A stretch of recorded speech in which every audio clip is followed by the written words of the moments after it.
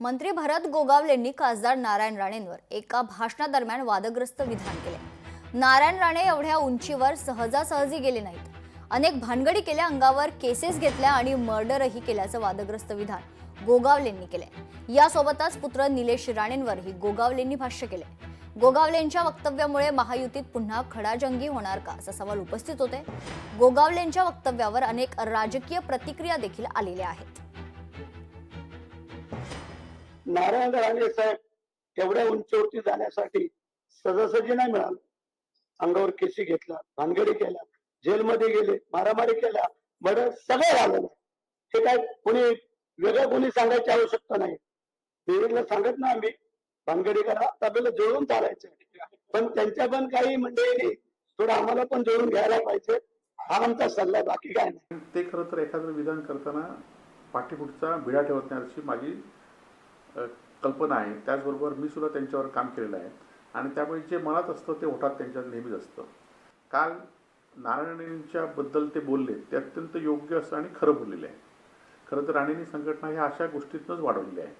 फक्त माझा भरत शेट्टींना एवढाच सवाल आहे की तुम्ही काल शिंदे गटाची ताकद वाढवण्यासाठी जिल्ह्यात आलात।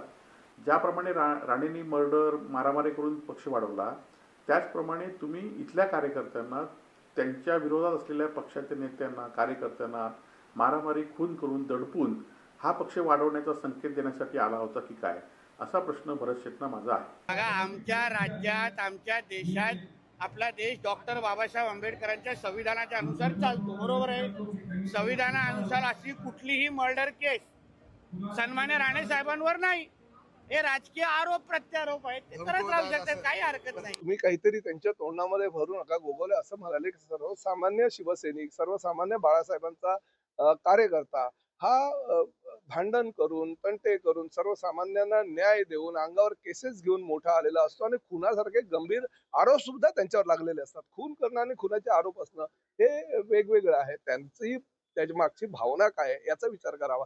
खुनाच्या आरोपावर अनेक लोकांवर गुन्हे दाखल आहेत, परंतु नंतर ते निर्दोषत्व सिद्ध होतं। त्यामुळे खुनाचे आरोप असू द्या किंवा मारामारीचे आरोप असू द्या, गुंडगिरीचे आरोप असू द्या, राजकीय पक्षाचे नेते म्हटल्यानंतर त्यांच्यावर जी काही आंदोलनाचे गुन्हे आहेत ते होतच राहतात।